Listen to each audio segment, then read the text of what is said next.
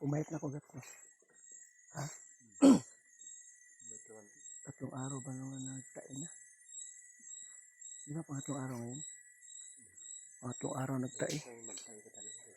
Wala eh. 3 araw na eh, nagtatae.